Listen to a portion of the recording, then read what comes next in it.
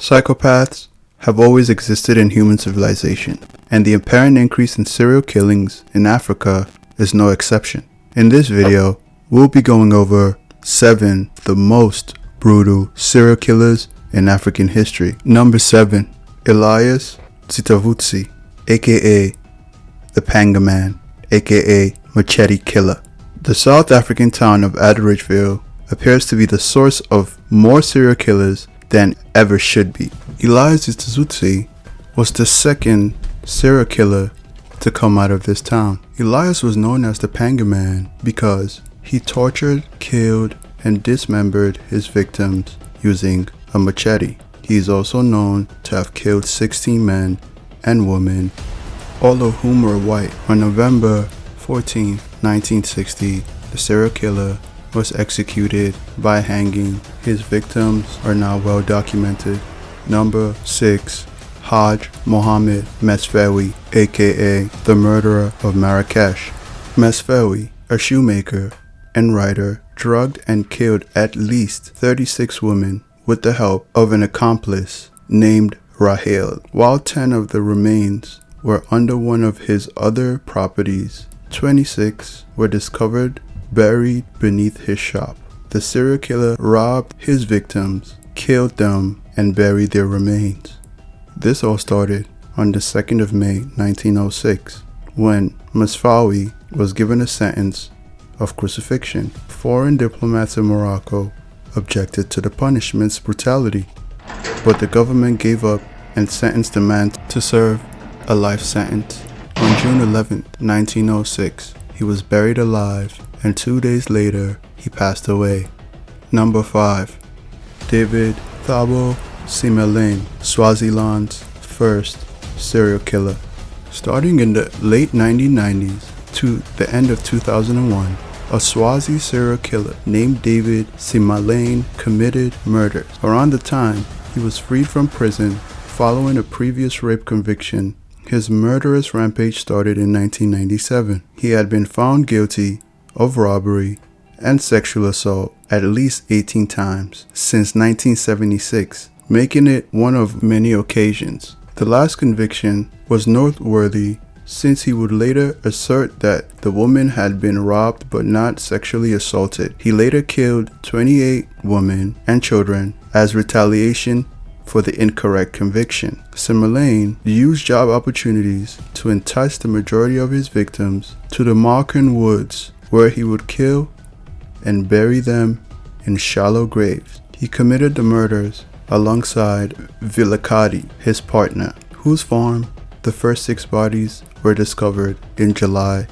of the year 2000. He hired 2 Mozambicans to dig the grave, and they informed the police, who then started looking for Vilakati. 8 months later, they discovered him and pursued him across a field of corn before finally taking him down. Simelain, on the other hand, was eventually apprehended and then led the police to 45 bodies, including numerous pregnant women that were discovered in shallow graves in Manzini. Some of them had been stabbed, while others had been strangled. Simelain was convicted of 28 murders in total, but exonerated of 6. 7 years after, in 2011, he was given the death penalty. 83 witnesses in total gave testimony against him.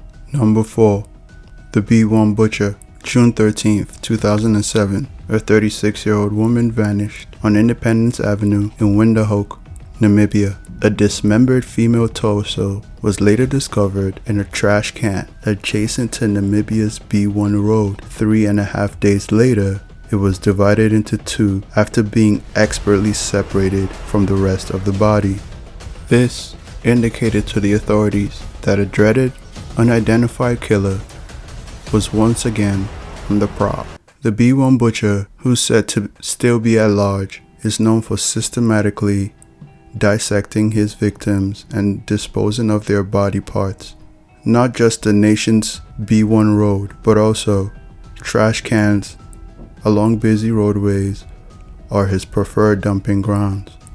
Since at least 2005, when the first victim was discovered close to a power plant, Butcher has been killing. 2 of his 5 known victims were unrecognized. The other 3 were Sana Helena, Melanie Jane, and Juanita Mabula, all of whom were murdered in 2005. They were all young, biracial, Namibian women. Authorities suspect that he may have been keeping their body parts for some time before disposing of them, because the sections of their bodies, at least those that were discovered, had evidence of freezing or being refrigerated. His murdering technique appeared to have changed or to have been irrelevant to his goals. Yance was strangled while Mabula received a blow to the head from a blunt weapon. 2 German citizens were arrested as suspects but were released due to lack of evidence. Number 3. Raya and Sakina of Egypt. The decaying, dismembered bones of a woman were discovered on a street in December of 1920.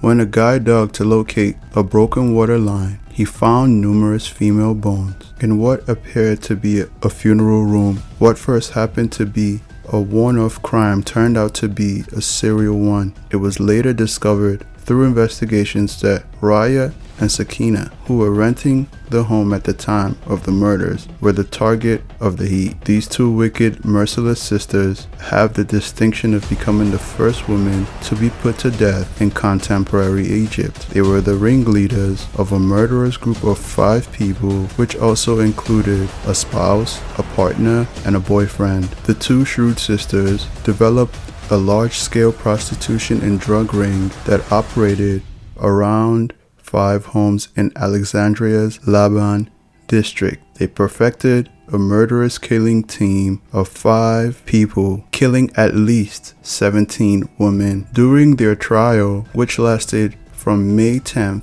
to May 12th, 1921, Sakina stated in court that she would lure the victims into the house and then drug them. They would then strangle the victim as she slipped into unconsciousness, working as a ruthlessly efficient team.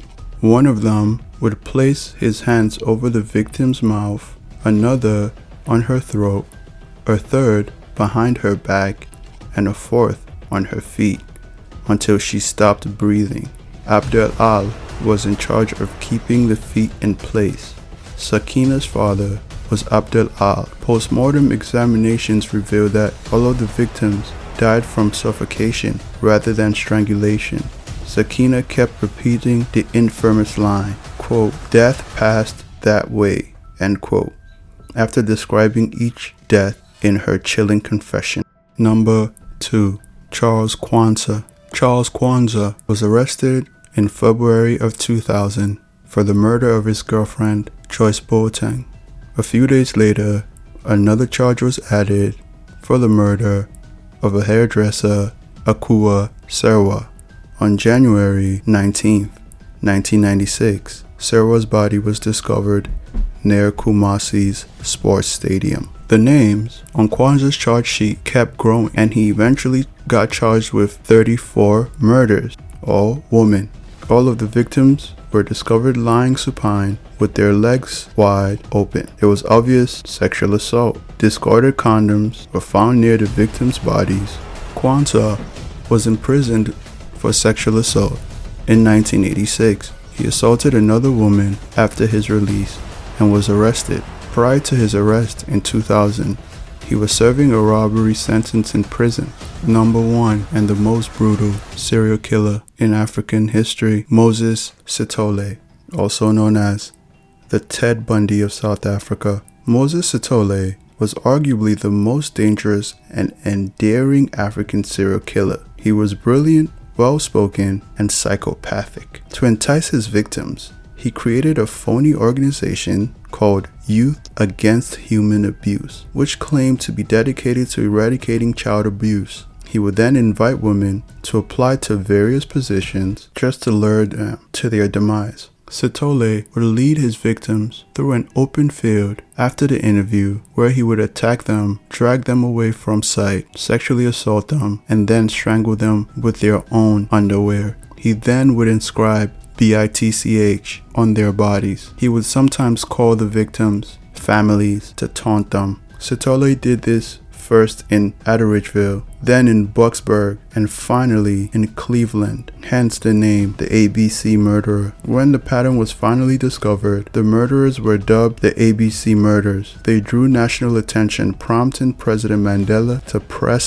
personally request public assistance. Sitole's spree came to an end when a witness admitted to seeing Sitole with one of the victims. Background checks revealed that he was arrested for sexual assault in his teens and served 7 years in prison. Sitole vanished when he realized the authorities were on to him. He then resurfaced in October of 1995, where he called journalist Tamsin DeBear. In typical psychopathic fashion, he claimed 76 victims and gave directions to body that hadn't been discovered yet. The manhunt began and ended with Sitole wreathed on the ground, immobilized by 3 bullets, one in each of his buttocks. Sitole claimed during his trial that he killed women because they reminded him of the women who had falsely accused him of sexual assault. He was found responsible for 40 sexual assaults and 38 murders. He was responsible for the deaths of 37 young women and 1 child. The court sentenced him to a total of 2,410 years in prison, with parole available at 930 years. It's your boy J-Wave. Make sure to like, share, and subscribe for more content like this. I'm out.